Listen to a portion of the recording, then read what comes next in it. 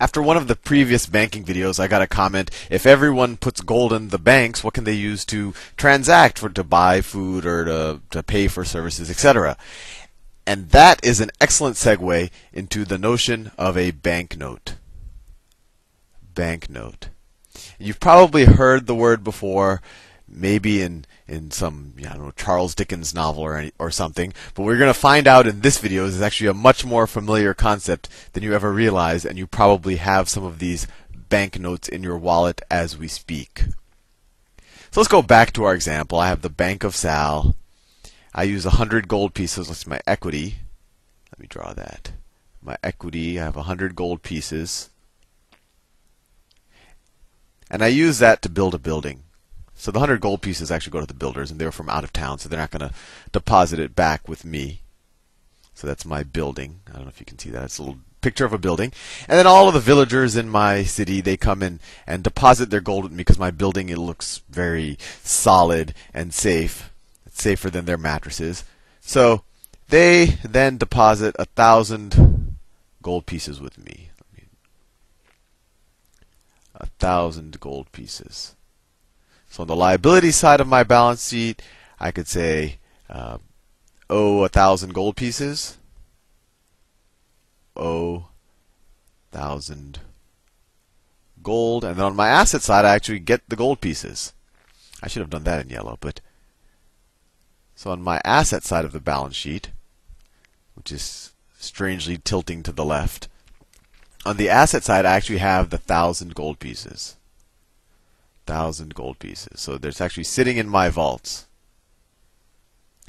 Now the question was, if all of the villagers put all of their gold into my vaults, what can they use to transact every day? The way I do it right now, these are this side is my assets, and these are my liabilities. Right? I owe them 1,000 gold pieces that they can come and get at any moment.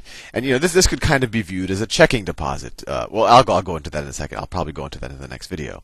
But if all of their 1,000 gold pieces are sitting right here on the asset side of, or at least in my vault, what can they use to transact?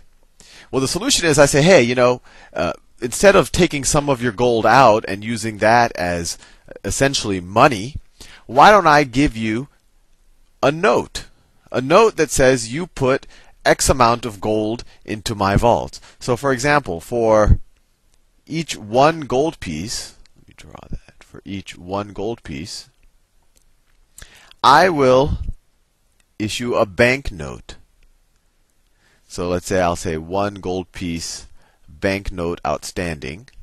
Banknote outstanding. I know you can't read that, but that says 1 gold piece banknote outstanding. And then I hand you a slip of paper. And that slip of paper, and this might start to look a little familiar to you. Say it looks about this shape. The slip of paper is that shape. It has a nice picture of Sal in the middle, because it's the Bank of Sal. And it is denominated as 1 gold piece.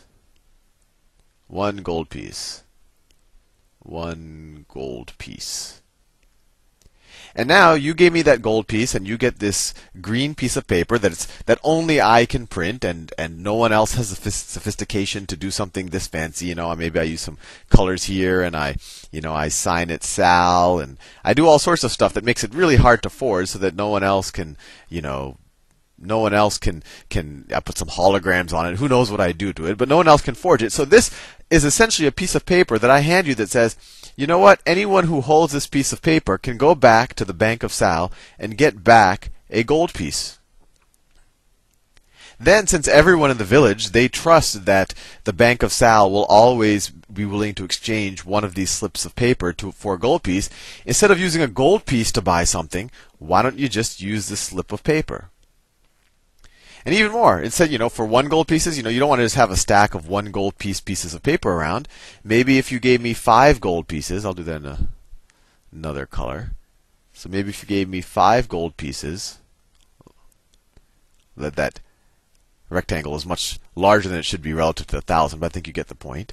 Then I'll have a liability here that says 5 gold pieces banknote outstanding. I'll call it B note outstanding. And I'll issue I think you have guessed it. Maybe I'll do it in a different color to show you that these banknotes can come in different colors. But once again, I'll put a famous person there maybe, and I'll make it really hard to forge, and I'll put holograms on it, but it'll be denominated as a 5 gold piece banknote.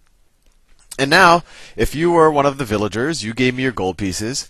Now, not only is your gold safe, you have these pieces of paper that are very hard to forge. And that's a key issue there, because if they were easy to forge, then someone maybe completely unaffiliated with this trustworthy bank, completely unaffiliated with Sal, could go out and print these things. So you don't want that to happen. So we're assuming that you can't forge this thing. And now, not only is your gold safe, but you have something that you can transact with that's frankly a lot easier than gold. I mean, I could even have a denomination that's, it could be a 500 gold piece. So if someone gave me 500 gold pieces, I could give a 500 gold piece banknote out. That would be my liability, right? Because I know that at some point someone might give me back that 500 gold piece banknote, and I'll have to give them 500 pieces of gold. So that's why it's a liability. And maybe that piece of currency is orange. So it's 500. 500. I think you get the idea. And now this is super useful. Now my bank, we've done all of the other things, how the bank increases the money supply and fractional lending, and how the money supply adjusts for the total production and wealth creation economy. But now that we found another useful thing that a bank can do, is that besides securing your gold, it's actually providing a unit of exchange that's frankly a lot easier to deal with than gold. And can you imagine lugging around and counting and verifying 500 gold pieces every time you had to spend it? Or, everyone would have to have scales, etc. Now people can just count there, and as you see, this is money or this is cash. And you might be experiencing some form of dissonance in your head, because right when I drew that, you're like, wait, Sal, that looks a lot like a dollar bill. And that's true, because a dollar bill is a Federal Reserve banknote. It is a banknote from the U.S. Fed. There was a time, and this was a time before central banks, and especially if you think about colonial times, you had banks all over the colonies, and they would actually issue their own banknotes. So you didn't have one uniform currency. So one banknote might look like that and have Bank of Sal. Another banknote might have Bank of a Bank of George Bush or something, and people would kind of have exchanges between them to realize which banks are good for what. Now we're not as familiar with the term banknote, because we only see one type, or at least one type per country.